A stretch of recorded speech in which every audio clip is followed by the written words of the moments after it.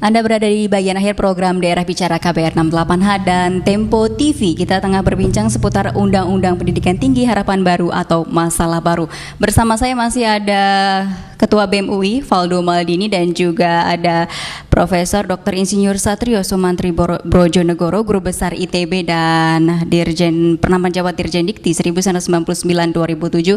Masih semangat ya Pak, bicarain ngomong soal Undang-Undang Pendidikan. Boleh dipakai dong Pak mic-nya biar suaranya terdengar lebih jelas begitu. Masih semangat dong ya, Pak. Ya, lalu juga ada Profesor Basarudin. Ini Profesor Chan dari Kemdikbud, Sekretaris Majelis Dewan Pendidikan Tinggi Kementerian Pendidikan dan Kebudayaan. Kita tengah berbincang seputar Undang-Undang Pendidikan Tinggi Harapan Baru atau Masalah Baru. Mungkin Profesor Trio bisa mengembangkan lagi apa yang disampaikan Prof Chan dan juga Valdo begitu kaitannya dengan sama rata, moral, berkeadilan, kaitannya dengan pelaksanaan atau penyelenggaraan pendidikan tinggi kita. Silakan Prof. Ya. Jelas dalam Undang-Undang Dasar dikatakan bahwa pemerintah bertanggung jawab terhadap pendidikan. Nah, itu di dalam Undang-Undang 12 pun juga sudah disampaikan berbagai perangkat untuk prinsipnya mendanai pendidikan tinggi. Tadi kita sudah bicarakan juga mengenai ternyata bahwa kendalanya justru bukan di sumber dana atau besaran, tapi pada mekanisme yang belum pas. Oleh karena itu yang pas yang kayak gimana nih Prof? Yang harus segera kita proses adalah pertama, adanya suatu entitas hukum baru yang diakui negara. Selain instansi pemerintah, juga selain lembaga swasta, maka ada lembaga non pemerintah tetapi menjalankan fungsi pemerintah.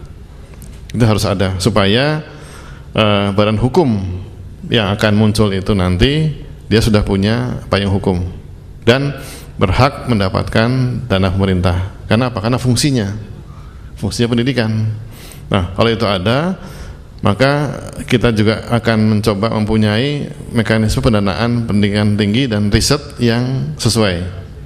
Jadi kewenangannya ada pada lembaga penyelenggara. Tentunya yang dilihat adalah bagaimana akuntabilitasnya. Kalau pemerintah mengatakan, oke, saya danai penuh pendidikan tinggi di UI misalnya, UI apa yang bisa dicapai? 5 tahun ke depan UI mau ngapain? Mau berapa lulusannya, publikasi berapa, ya, patennya berapa, orangnya bagaimana, kualitasnya, itu semua terukur semua. Termasuk yang tidak mampu, ya. Jangan sampai dimanapun di Indonesia ini orang yang memang layak pendidikan tinggi, jangan sampai dia tidak bisa masuk hanya karena tidak punya dana. Itu harus ada mekanismenya. Baik, Valdo gimana? Terakhir singkat-singkat saja, 30 detik, waktu sudah mepet. Iya, jadi memang ya saya tadi pengen share sih keadaan yang di fakta di lapangan seperti apa. Silakan. Tapi mungkin waktunya tidak cukup. Tapi pada intinya saya menangkap ya dalam tataran pengambil kebijakan pasti menginginkan sesuatu yang sangat baik, tetapi kita butuh sesuatu yang kepastian ketika sampai di bawah. Semangat kebaikan itu malah bukan jadi semangat yang tidak baik gitu loh. Jadi bukan di atas kertas saja. Bukan di atas kertas saja. Jadi ya ini saran juga sih mungkin untuk saya sendiri juga sebagai ketua BEM, ketika kita melakukan sesuatu itu pastikanlah semuanya itu sampai ke bawah dengan apa yang dicita-citakan. Jangan sampai cuman berada di tataran diskusi antara pengambil kebijakan yang tidak sampai ke bawah dan di bawah pun menderita jadinya. Nah, kita kan nggak rela ada orang-orang yang menderita di bawah gitu. Nah, jadi ya kalau semangat yang kebaikan, semangat yang kita bawa juga semangat kebaikan sebenarnya untuk menghilangkan resiko-resiko yang akan dicapai, yang akan dialami oleh peserta didik atau kita sebagai mahasiswa juga, dan untuk adik-adik kita mahasiswa yang pengen masuk ke kampus lainnya.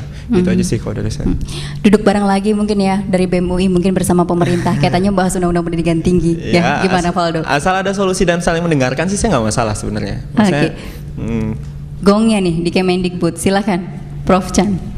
Ya, terakhir. Undang-Undang Nomor 12 memang masih perlu ditindaklanjuti dan mengamanatkan beberapa peraturan-peraturan turunan yang harus dikembangkan.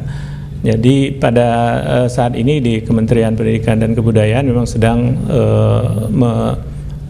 menyusun seingat saya 8 atau 9 peraturan pemerintah yang akan disusun, dan mungkin ada belasan peraturan menteri atau permen memang di Undang-Undang Nomor 12 itu ada sekitar 30-an urusan yang harus diatur melalui permen, tapi itu bisa diperas mungkin sekitar belasan jumlah permen. Nah, adalah tanggung jawab kita semua sebetulnya untuk demi cita-cita kita untuk membangun sektor pendidikan tinggi agar peraturan-peraturan turunan ini tadi sesuai dengan harapan dan dapat mengimplementasikan semangat dan ide-ide baik seperti yang disampaikan Valdo tadi supaya bisa berjalan. Itu intinya, dan termasuk juga yang masyarakat kita atau mahasiswa kita yang di daerah begitu juga mudah ya mengakses pendidikannya. Betul. Mudah dalam biaya, mudah juga dalam ketika ingin memilih perguruan tinggi negeri, tentunya menjadi mudah. Sudah demikian akhir perbincangan Daerah Bicara KBR 68H. Mohon maaf untuk pendengar tidak bisa kami angkat telepon Anda dan juga SMS Anda pesan singkat, tapi masih bisa Anda layangkan loh di 0812 1188181. Jangan lupa cantumkan nama serta alamat singkat Anda. Jawabannya mungkin lain waktu akan kami berikan, dan saya Dede Riani. Salam.